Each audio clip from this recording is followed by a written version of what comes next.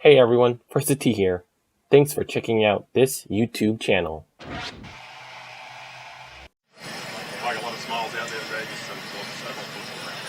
Yeah, we had a great time today. Charlie and I had a blast playing together again, playing with the Thomas family. Again, we're extremely close, so it was a bunch of fun. There was a lot of needling going on the entire day. We were pulling pranks on each other and giving each other some under-the-breath remarks that I'm glad it didn't capture. So we had a great time. It was just a blast, and we had a blast, last year on the first round, and again this year it was the same. We had so much fun out there.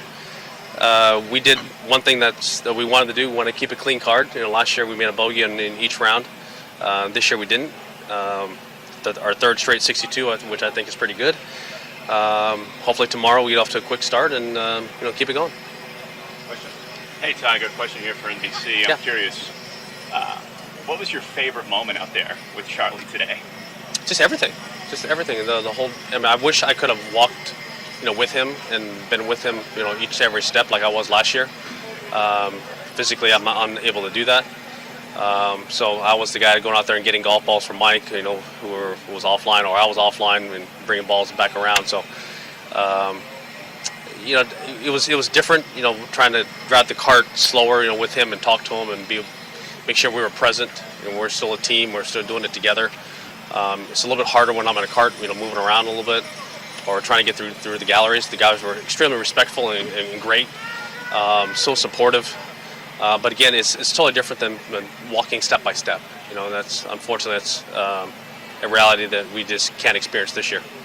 Well, Tiger, you seem to have a good handle on what's ahead, but is there anything you learned from today or for actually competing inside the ropes that maybe you didn't know? Well, it's frustrating when I don't hit the ball as far as I know that I can, and the shots that I see that just don't come off the way that I want. I hit two good shots today, three. They came off exactly how I wanted to, my old numbers. But as I'll explain to you guys down in the Bahamas, I don't have the endurance. I mean, I haven't played. This is my fourth or fifth round of the entire year. So I don't have any golf endurance. So it's tiring out there. It was a slow day. But that's something that I'm going to have to, if I want to compete out here at the tour level, I'm going to have to get the endurance back and hit, thousands upon thousands of golf balls. That just takes time. What were the three shots? One was on was it 3, the par 5. It was a 220-yard 4-iron, which I hit probably 8 feet behind the hole. I hit a good one at 14, the par 5, and I smoked a 7-iron at 17. Now, I didn't think I could get there, but it was one of my old shots. So I'll be able to turn that thing down and hit that thing and squeeze it up there like that. That was nice. Even though it wasn't pin high, but just the shot, the feel, and the shape is what I was seeing. As competitive as you are, how difficult is it to kind of pull back and fit what you can do physically right now? Well, I don't have it. You know that. I mean, it's just I don't have the game or the speed or any of that. So I'm just starting to get back into it. Didn't know if I was going to play in this event, a couple weeks ago. So I was hoping at the Hero that I was able to hit balls consistently day after day, which I was able to do. And then now play, that was going to be the hard part. It was going to be the challenging part. Hopefully, I was hoping that Charlie would drive it as well as he did today, so I didn't have to hit as many. Save me for the short shots, and I can still hit short irons. I can still putt. That has not left me. The speed and some of the shots, the longer stuff has. But how much of a challenge is it to work within those physical limitations? Well, I don't practice. So if you can't practice, and after what I've been through this year, it's been a difficult year. So understanding that I'm not in golf shape, I'm not in practice shape, I'm definitely not in tournament shape. You can see JT has it. He's been playing tournaments. He had a chance to win, I think, in Mexico, and he was right there. So you can see that he still has the feels, hitting all the shapes, all the shots, whatever he wants to do. That's hopefully now I'll get to that point again. We'll see. Tiger, how much communication have you had with Casey Martin? Say again? How much communication have you had with Casey Martin? Quite a bit. quite a bit. What kind of things can you guys talk about? What can you pick Oh, up? we were all just so thankful that the procedure turned out as well as it did.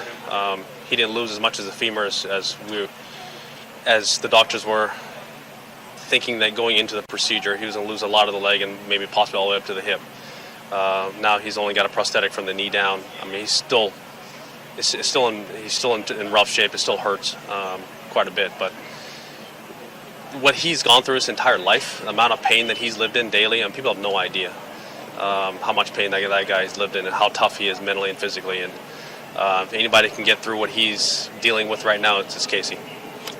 Tiger, what are the odds on what went down on the 12th green when you guys were screwing around with the 60-foot putt? Oh, what would you think of that? I've never seen anything like it. I don't think any one of us has, right? Yeah. Three 60-footers going down, and one tie, all tie. Tiger, Trevino is such a golf genius. What was it like for you watching Trevino give a lesson to Charlie? He wasn't really giving a lesson to Charlie. He was just talking. Okay, like he does. I got a chance to be around Lee quite a bit early in my career, and to see the quality of strike. I mean, the guy's 82 years old. I mean, come on, it's not what it used to be, but he finds the middle of the face each and every time. And I don't care how old you are. The audio, he still has the audio. He still has his shape shots. It just doesn't go as far. But no one has controlled that golf ball as well as he has. I mean, the old Bellata ball into the wind, and the shots that he played, and how he did it, off that hard pan in Texas, and then it transferred to pretty much everywhere around the world. Just the audio, and people would sit there and just listen. I mean, you just listen. Well, you can out hear. I mean, you guys know. You walk the range, and you can hear guys who know how to hit a golf ball. Lee was that guy. One last question. Not to take away from you and Charlie today, but I know you had a brief interaction with Nelly Corda, #1 player in the world. Yeah. I don't know how much you've gotten to see of her in her action, but what are your initial impressions of her swing? Oh my God, I've gotten a chance to see a lot of her this year play. I mean, she's played so well and won her first major, won a gold medal, #1 player in the world. She's risen so quickly. It's very much like what Serena and Venus.